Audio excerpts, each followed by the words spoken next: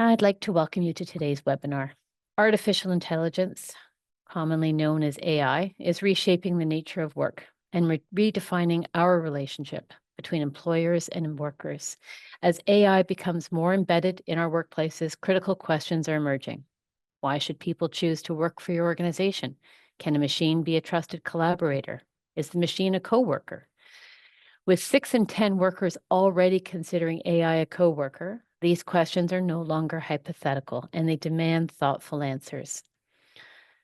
Organizations have to consider how to help their people thrive in a changing landscape, clarify why employees join and stay, and create the conditions for them to do their best work. To help us think through how to lead in this moment of transformation, I'm delighted to welcome Zabine Hirji, a strategic advisor on leadership, talent, and culture.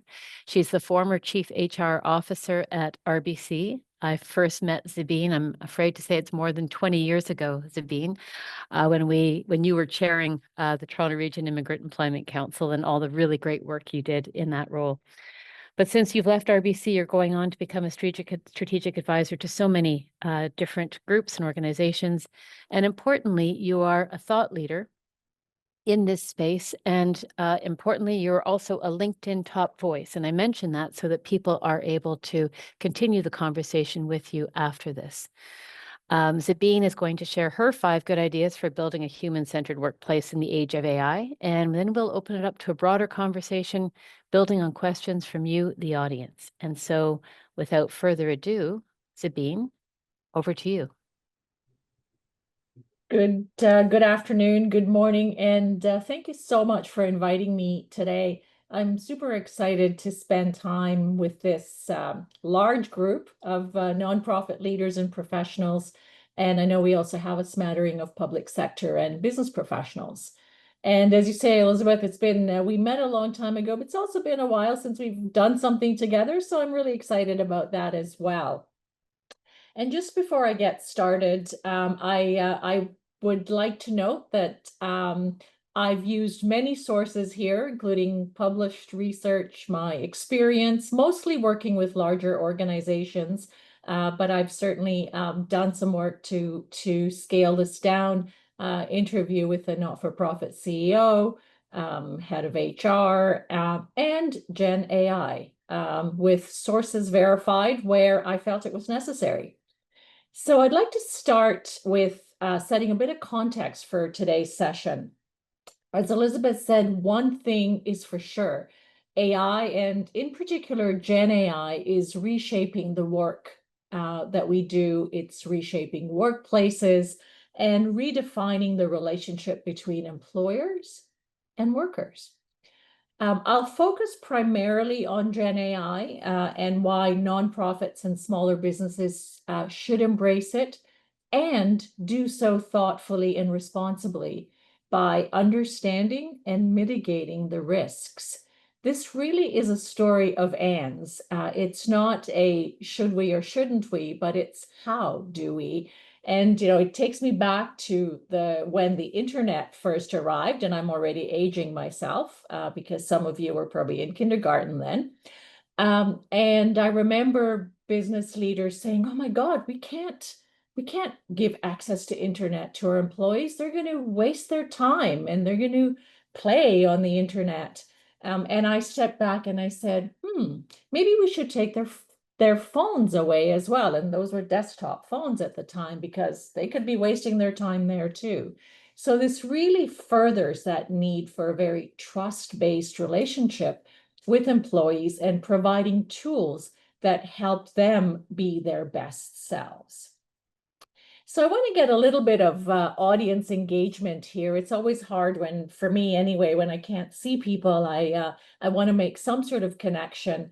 So the first question I have for you, in just 1 or 2 word answers, why are organizations embracing AI? What do you see as the benefits? Just drop it into the chat.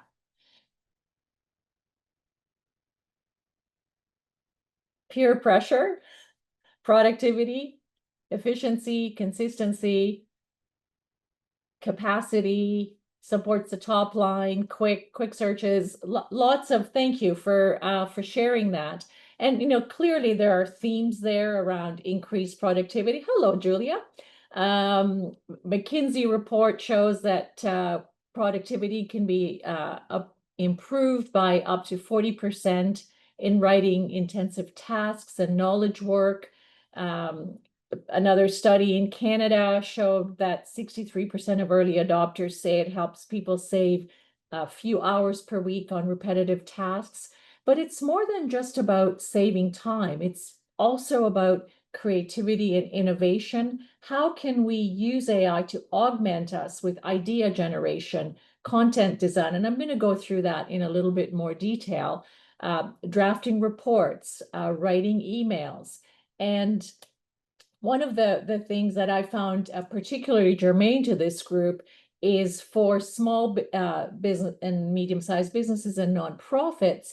It also offers an enterprise-grade tool set without the enterprise cost. And that's really the first time that we've seen that. And yes, thank you for your answer here in that improved employee satisfaction. And also, there are clearly risks and issues. So Basim, thanks for your, or Bassam, I think it might be, thanks for your response, or your that AI doesn't need an RRSP. So, this really gets us to addressing the issue of what is AI going to do to jobs, and I will double click on that shortly.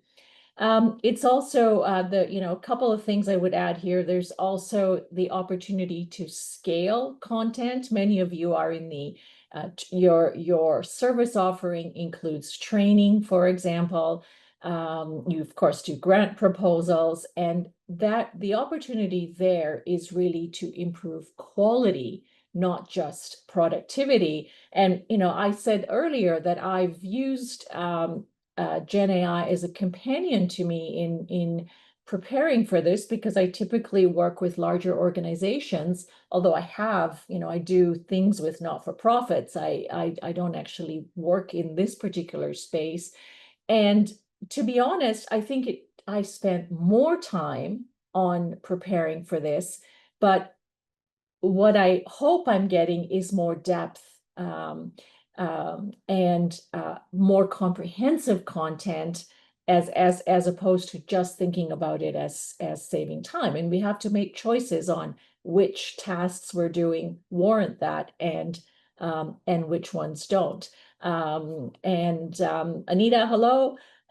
So the other, to sort of capture that, it's efficiency, it's empowering staff, it's building agility, and it's also needs to be purpose connected and purpose aligned.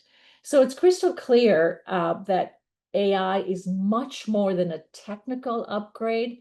Frankly, that is the easier part. It's much more of a change in skills, in culture, in leadership, and change management becomes a huge, huge part of it.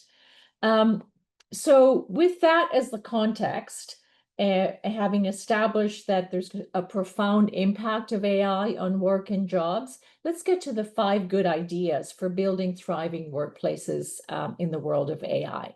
And at one level, the framework that I like to use is there's a top-down leadership. This is one of those areas that absolutely requires your CEO, your top of the house, to be championing and driving this change and engaging and listening to employees.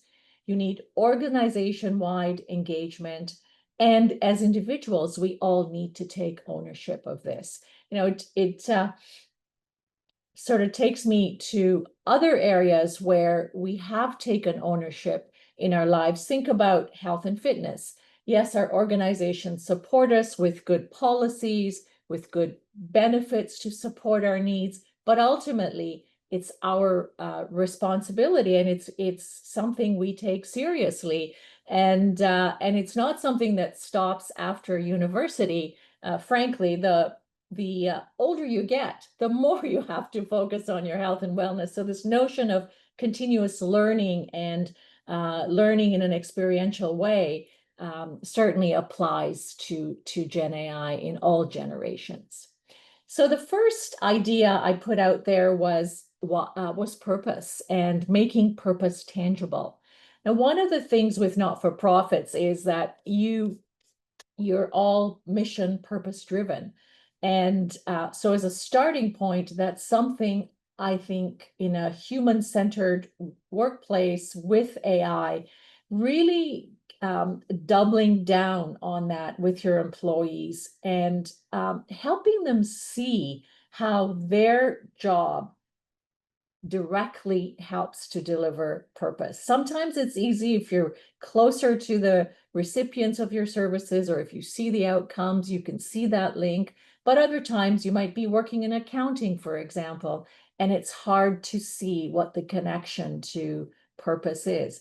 And one of the things that we know, and that's getting more and more of a priority, is that in the surveys that are done, there was one recently done by Deloitte, where 90% of Gen Zs and millennials consider a sense of purpose crucial to their job satisfaction and well-being.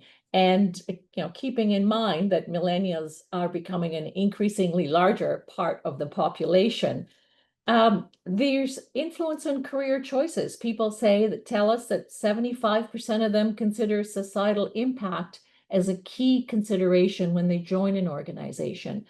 And they have expectations that their employers are going to be involved in community engagement. So as not-for-profits, and when I think about human-centered workplace, is really making that purpose tangible, show employees how their work connects, engage them, go through your impact reports with them and draw those lines to how it's connecting to their work.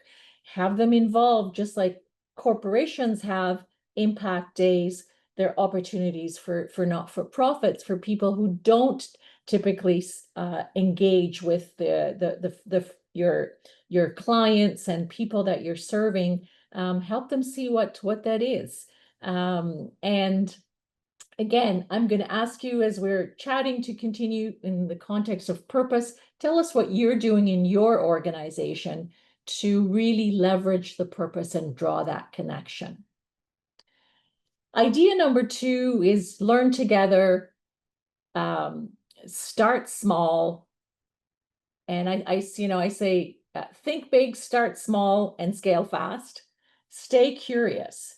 There's a lot of research out there, again, that tells us that upskilling and reskilling is a top priority. Elizabeth started in her comments by sharing that 6 in 10 workers will require reskilling or upskilling.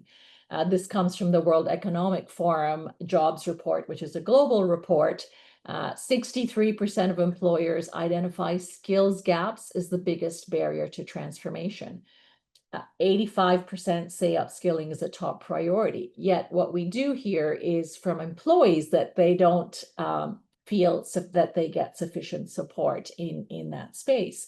And so, this is the reality. And so the way that I think about it, and AI is here to stay. I mean, you can remember when we first got our phones and how there were concerns about what's this going to do to people's jobs. And of course, it impacted certain jobs negatively. You think about administrative assistants who did all the calendaring and all the booking. Now, most of us take care of a lot of that ourselves. But what that's meant is for people in roles like that, they've had to learn new skills and move into adjacent or completely different roles. My experience is in banking, and I remember when bank machines were first introduced, and the concern about what's this going to do to the jobs of tellers. Well, what it did was a lot of the tellers became customer service reps, and they got involved in more complex transactions. And the organizations help them to reskill, to learn the skills required for new tasks, and actually created better, more fulfilling and satisfying jobs. And banking today has a lot more jobs than it did before the automation. But it really requires also individuals to take it upon themselves to build those new skills. So what are some of the tactical things that you can do? Pilot tools in low risk scenarios. For example, use them for internal presentations. Use the use of AI nudges. I've seen not-for-profit that uses it to complete their quarterly reports by autofilling the metrics from their impact dashboards, writing emails to a donor through your CRM or your email platform, asking, what did the donor do? What activities did they do last year? Oh, they were involved in Giving Tuesday. So how can I now personalize that message in connecting with the donor? Absolutely essential to involve your teams, feedback, iterations, asking them what their concerns are, and also creating small wins. And let me just double click a little bit more on some of the learning activities that I've seen, because they don't most of them don't require large investments of money. They certainly require investments of time. For me, the starting point is really around purpose and transparency. Explain to employees why AI is being introduced. Are you focused on service delivery improvements? Are you focused on freeing up staff time? Link it to your mission and how it's going to better serve your clients. And really have those conversations and those difficult conversations. And thank you for those of you who put it in the chat to address that, yes, some jobs, the reality is some jobs will have massive amounts of automation. Most jobs will have tasks that are automated, that are made easier. And how are you going to use that time to help people actually have better outcomes? And in some cases, my hope is to help people actually have better well-being, because we know that many across all sectors, but certainly in the not-for-profit sector, that there is a workload overload situation that impacts well-being. And can some of that time actually be really liberated so that people actually are working lesser hours, but having better outcomes? And that's the promise that we are all really looking for. And within that, how are we managing the risks? I would say the other piece I've seen that works really well is really creating feedback loops, bringing people together, having short, quick huddles on what have you learned, introducing simple forms, shared documents, and also sharing the challenges, not just the positives, the time saved, etc. But what issues did you run into? How did you handle verifying data, going back to source and being comfortable that data is actually accurate, and iterate and tell employees, you said X, and so we tried Y. Be really clear about how their input is being considered. And then just this notion of peer learning. One organization calls them senseis. If you're into martial arts, you'd be familiar with that term. And they're people you can go to for help. You can, as you're learning how to use AI. And what I would say there is make sure you recognize and reward people who are doing that. And then the conversation and the mindset around the goal is really AI fluency, not technical expertise. And of course, with Gen AI, one of the things is that it's because it's conversational and everyone has access to it, whether you give it to them or not. I mean, anyone can sign up for free for many of the tools that are out there. That the goal really is how to use it well, how to use it responsibly, how to understand the ethical implications and what actions can be taken. So it's really about this culture of continuous learning, of normalizing um, the learning and the mistakes and the things that through trial and error that you've learned, and this encouragement of experimentation, including leaders talking about how they're using it.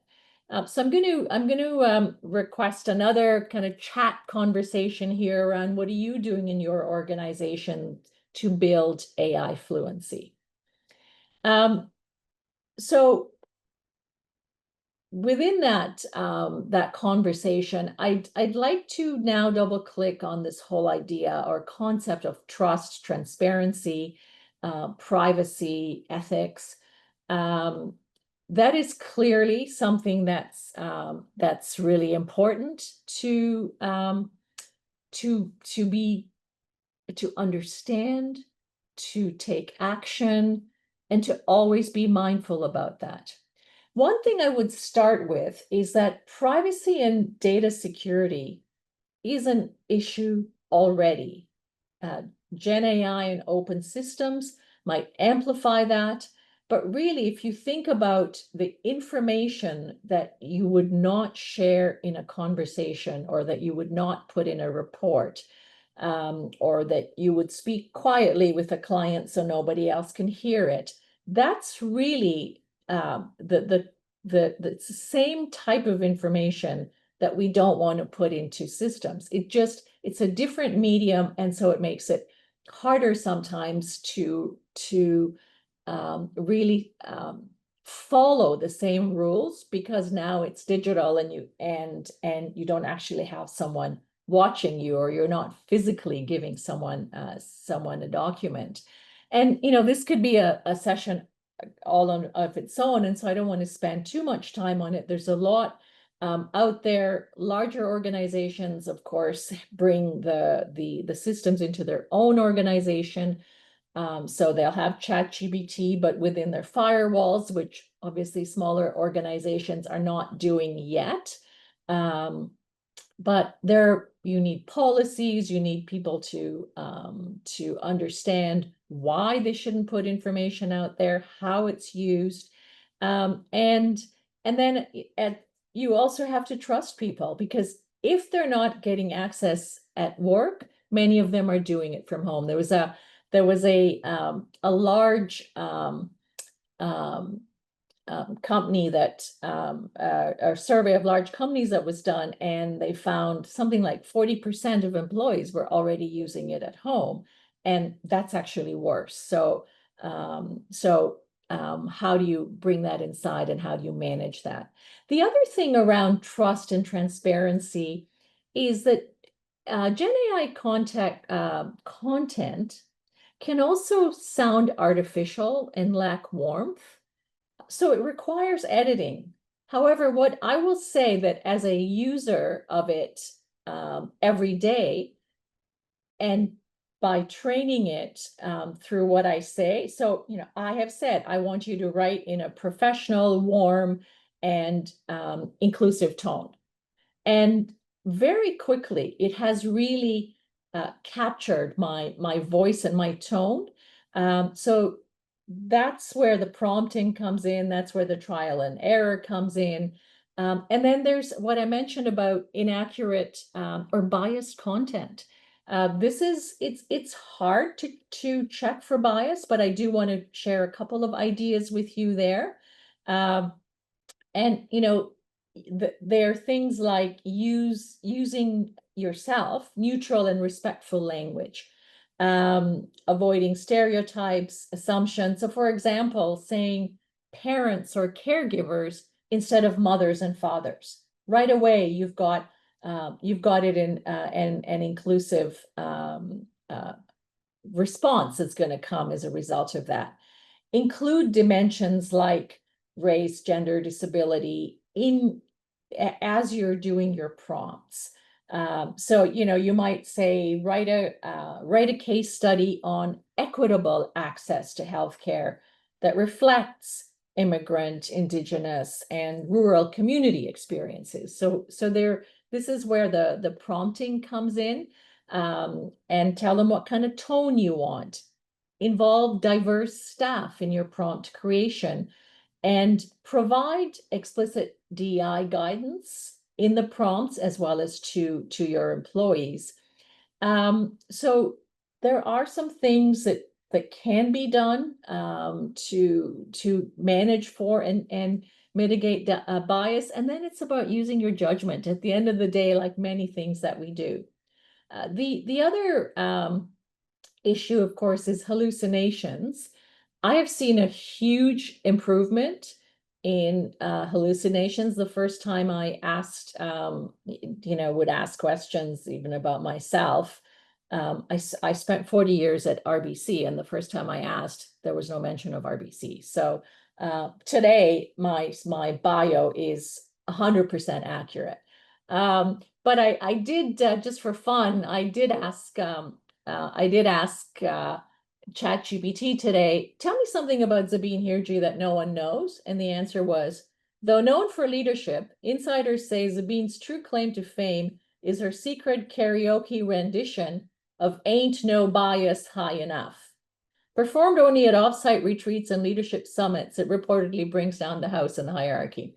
So, it's still happening. So we need to pay attention to that. And then finally, transparency and disclosure. As I disclosed to you up front, you need policies in your organizations and guidance on how you want to do the disclosure.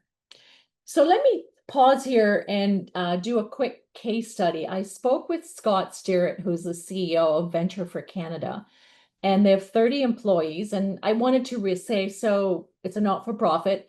How are you using it? Number one, leadership. Scott and his 2IC lead it. That's, as I said earlier, it's got to come from there.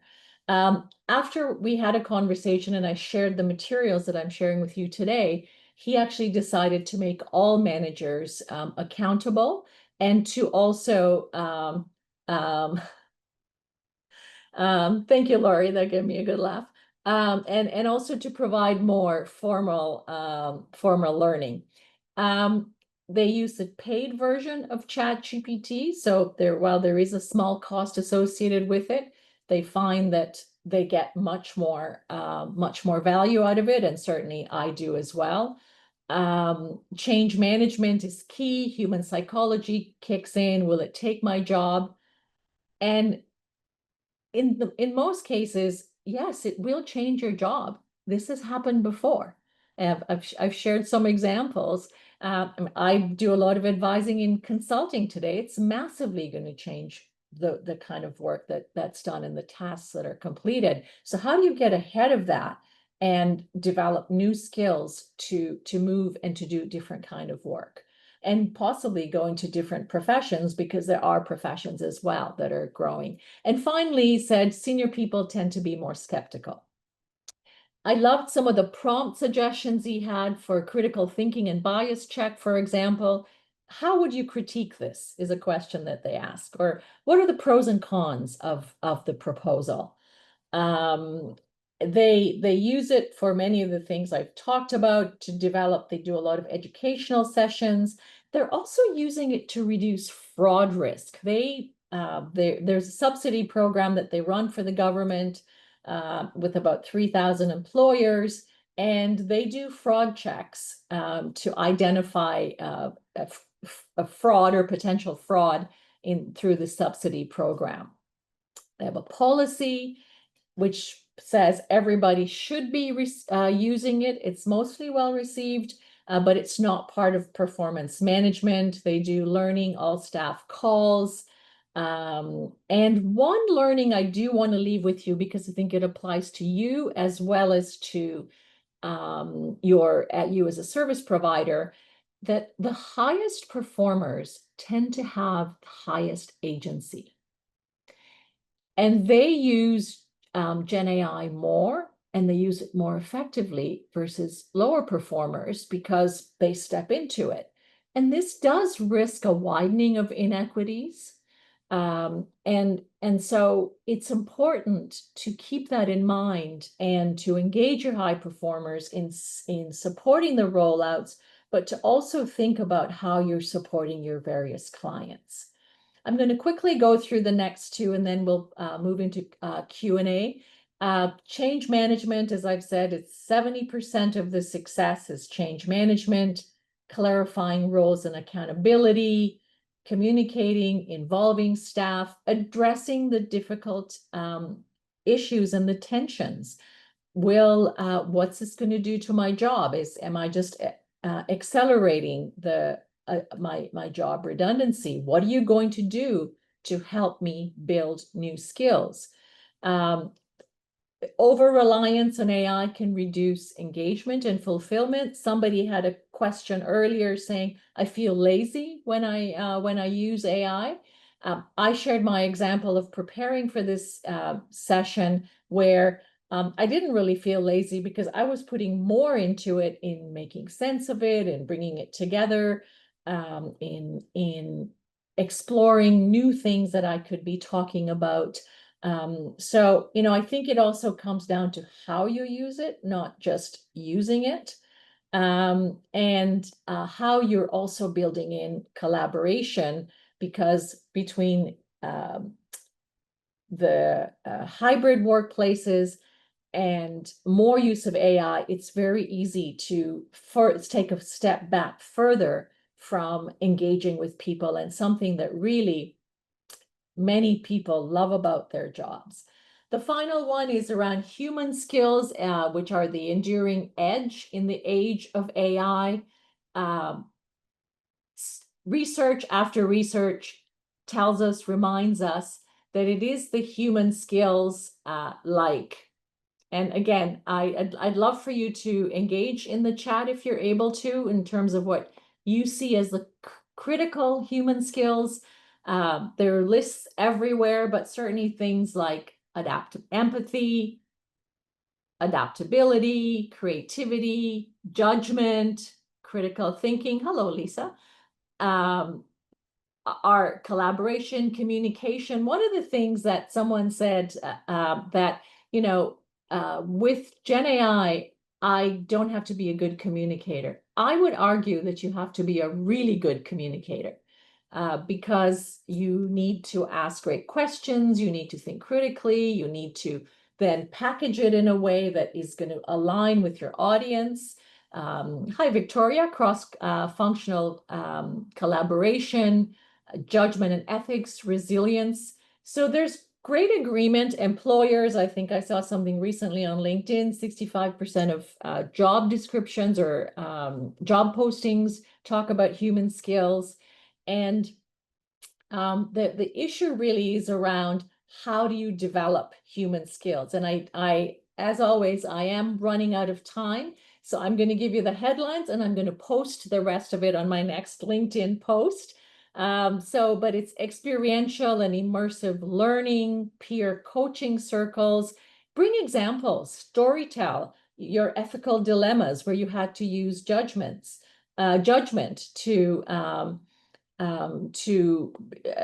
in terms of making a decision, and or journaling prompts. Ask people to be self-reflective. When did I really listen this week?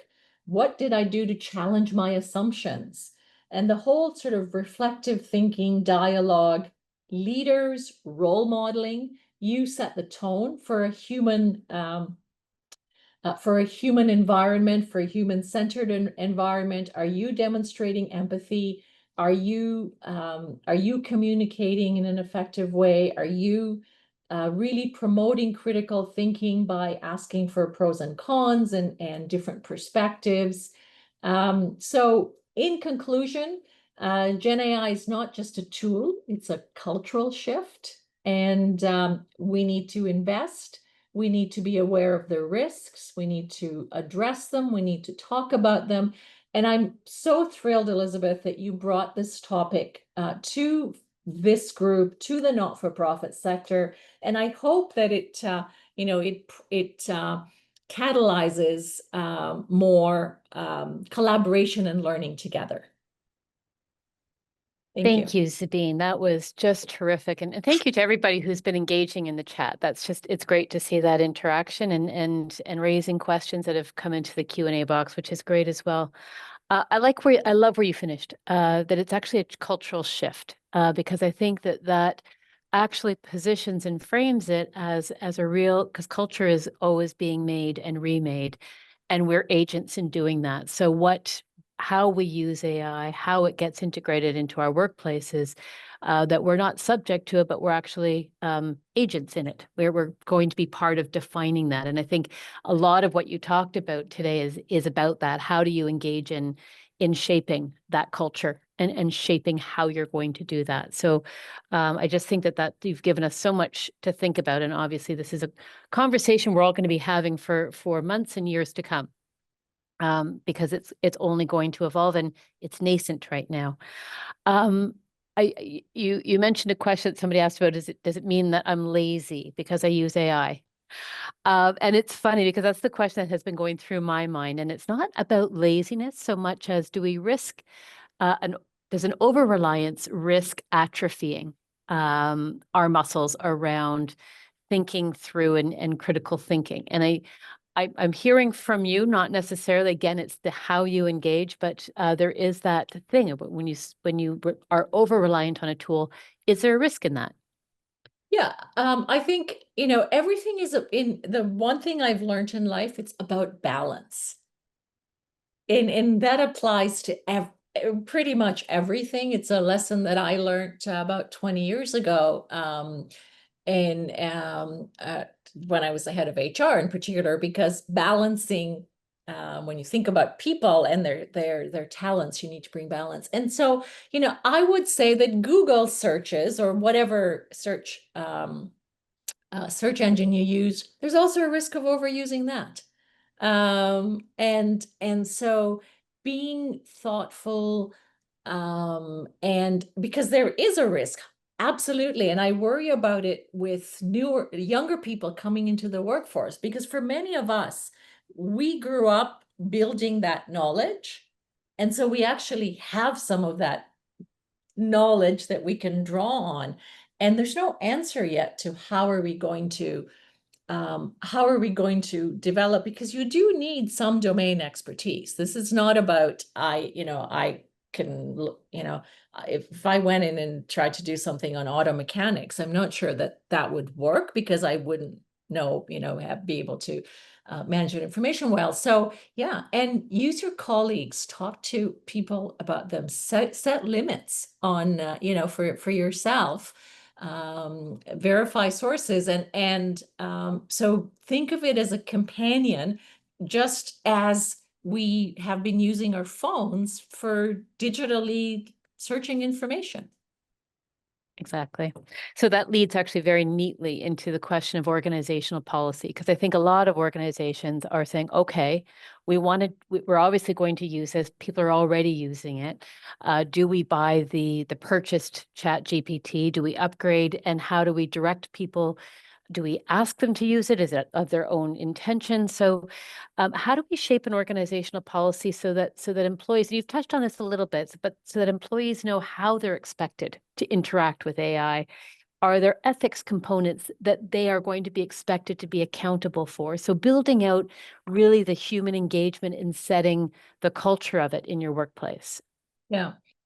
Yes.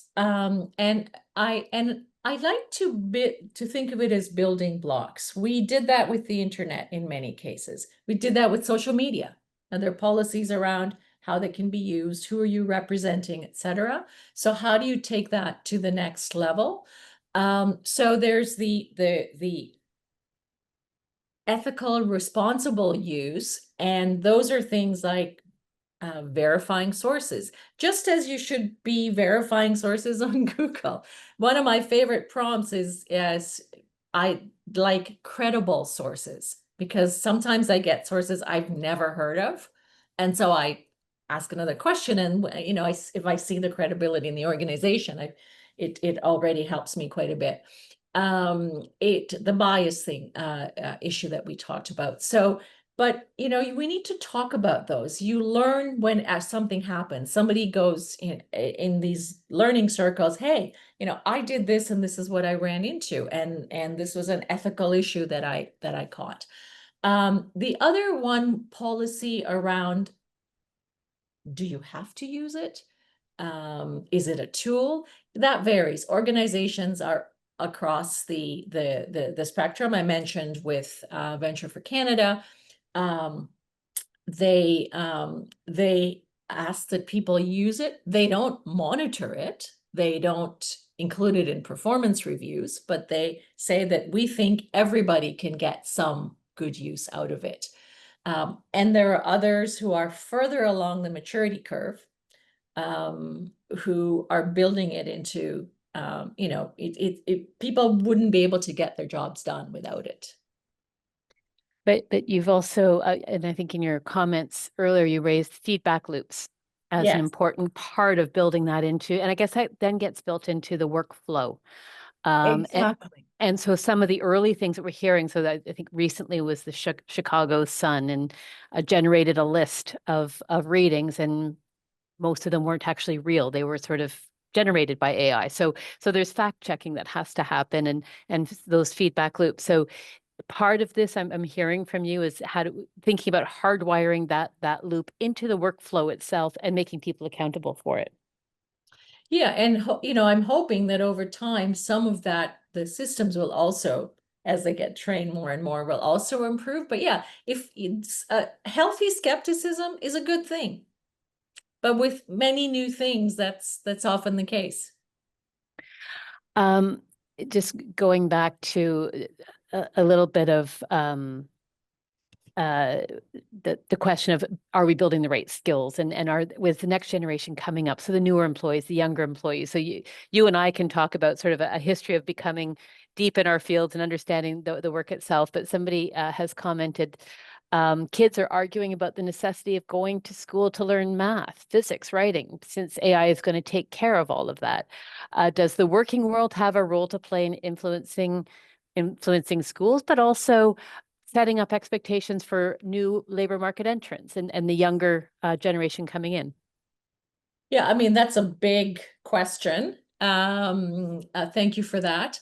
Uh, and it's going to have multi-pronged responses. One thing I would say is that with our big issues today, big issues and opportunities, the collaboration that's required between employers, governments, educators, not-for-profits, civil society, the need for that, and the kind of collaboration we need to do is something that we've never seen before.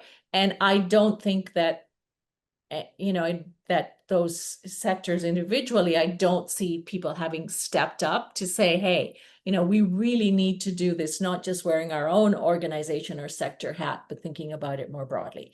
And so I think that is important. And I'll take a sort of, from that big picture, I'll go to the comment around math. Yes, you can, calculators could do a lot of the math before too. And I saw that. I saw that in the bank. Somebody comes to get change for $5, and the teller doesn't know how to do it because they just, they're used to the machine telling them how much the change is, whereas for us, it's like you can count it out, or oh, it's $5. You get $3 change if something's $2. But what's needed here, I think, is better, and this is where I see the working together. There is a math mindset that allows us to get through life. You're out shopping, you're on a budget, you're making those decisions in the moment. You're able to think analytical thinking, mathematical thinking, and that comes through actually studying math. And I know I'm not doing a great job of articulating it because it's hard to articulate, but how do we actually get those things across? And having said that, the world is moving. So we're going to have to find solutions and as opposed to um, putting up barriers, because I think that train has left the station. Yep, absolutely. There's a number of questions around the environmental impacts and climate change in AI. I wonder if you want to, and how that relates to the ethics of engaging in all of this. So I wonder if you have some thoughts that you'd like to share on that. Yeah, I mean, my thoughts are that I'm concerned about that too, and it takes up a lot of uses a lot of energy, and as an individual user, I try to think about that, but these will require again big cross-sectoral um, and it probably drives the need for clean energy or that sort of acceleration even more. But it for me, it also brings back to, as I think about who's on in the room right now, and we're running organizations, we're leading organizations where there are people who feel perhaps threatened by AI and the security and relevance of their role, people who are out of the gate wanting to use it, fears around the ethics, some of what you talked about around teaching your chat GPT your bias, so that those guardrails are in place. Is there a way to build this and organizationally? I think you alluded to this in terms of the openness and explicit conversations, but how intentional and how deliberate do we need to get in thinking through everything from the climate impact of what we're doing to the bias that our organization should have or not have? How do we bring all that together? Yeah, it's a great question, and we have to be intentional. This is the most significant revolution and it's not even an evolution, it's going so fast in our lives, not just our work lives, and it's urgent because it's moving. And so I mentioned earlier, I think this is a great opportunity for not-for-profits to come together in some collaborative ways, because I know that resources are you're resource strapped in most situations, to learn together, to build together.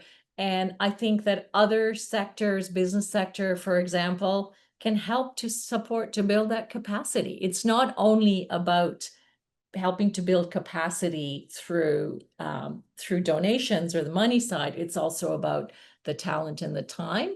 I'd be looking to some of your partnerships that you have with organizations that are quite advanced in this area to see if perhaps they might be able to provide you with some advisory support in building out what you're doing. But I think that really having your framework, and it's starting small, but I think it's really important. People are looking for that. People want direction, and it's an enabler for them to adopt.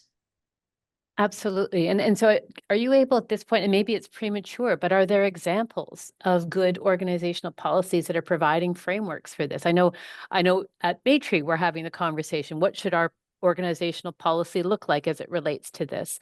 And it's going to be a conversation among staff, but it would be interesting to know if there's examples that we can point to and say that works for them, that works for that group over there. This is what would be right for us. Have you come across good examples? The ones I've seen are in very large enterprises, and they really have to be scaled down, but I think it's worth looking for them, and sharing them. And it's certainly something that between our networks and others, maybe there's somebody on the call who's got one, because that's the kind of thing would love to share. Yeah, agree. So if anyone has one, please drop it in the chat room. And speaking of the chat room, we're coming up. We've got a few minutes left. I have a question before we leave. You spoke quite a bit about risk and the fact that there's risk mitigation on privacy and data and so forth. And so there's often good practices around that already in organizations. So it's really a matter of just layering that into AI use and that type of thing. Can you talk a little bit about the risk of having blinders on around AI and not doing all the things that you talked Yeah. about? If you can comment on that a little bit. Um, I mean, they're definitely there. And to some extent, we have been taking those risks personally. I go back to the phone. Don't tell me that the phone isn't listening to the conversation. You talk about, hey, let's get some new skis. And the next thing you know, you're getting ads for skis. And yes, you can maybe shut some of those things off or whatever. But now it's your organization's data that's at risk. Although I would argue that you're having conversations about your organization while your phone is on too. And some of that data is actually going out there. So the conversations that go, the building the AI fluency, which includes all of this, must precede doing the other things. Having said that, there's some things that are, that are really very low risk. So, for example, take a job posting. You're going to post it out there anyway. It's going to be out there, right? So, Right. and maybe there's a little part you don't want to put in there because you're not sure, but by and large, it's pretty safe. And HR create an HR form with these things, pretty generic. If you're doing a presentation externally, like I am, there's no real risk there. And so I would say pick the low risk things first, but really get clear on the privacy and protecting the information of employees, of donors, of partners, health information if you're in that space. Terrific. Thank you. I also want to say thank you to Lisa and Victoria, who have dropped some good suggestions into the chat for people to follow up on. And there is actually a lot of work that is being done on AI practice and features and how to navigate it. I think what's really important, what you've really highlighted here today, Sabine, is the human dimension of, as we think about our teams, our people in our organizations and how they are able to feel empowered by AI, not dominated by it, able to engage, able to sort of learn safely and with support from the workplace. And I think those are really key takeaways for all of us to think about. And I think most important is the culture piece, which you highlighted. So that leads us to the last couple of minutes, and I want to give the final word to you. As you think about this room, leaders in the nonprofit sector, you've seen some of the chat that's going on, you've seen some of the questions that have come in. What would be your final piece of advice to us as we think about how to navigate this new terrain? So for leaders, you need to be driving it. Distribute the responsibility, accountability across your management team. For individuals, take charge of it. This is your career. This is your life. Your career has the greatest impact on the quality of your life, your financial success. Yet sometimes the view is that it's the organization's role to do it. And the final thing I would say is use it yourself to develop your capabilities in a safe, not for your work, for your things that you do outside of work. So you are building the skill, building the muscle, seeing the issues that you can then bring into the workplace. And for the workplaces, pick one thing that you think you can do collectively that's low risk, that's moving you into the right direction. And so as you engage and start to build out your policy, your plans, you're speaking about it from a reality perspective. And please find a way to build a collaborative across not-for-profits. Okay, that's great advice. I'm going to say I came into this, Sabine. I am not a user of AI. I came in a little bit of a skeptic. I'm a slow adopter, so I am now encouraged, I am empowered, and I am curious. So thank you for giving us all of that to prompt us and to push us forward. Thank you so much. I know that there's so much going on in this space, and you've done an incredible job of distilling it and bringing it down to 5, I would say 5 plus good ideas that we can take away.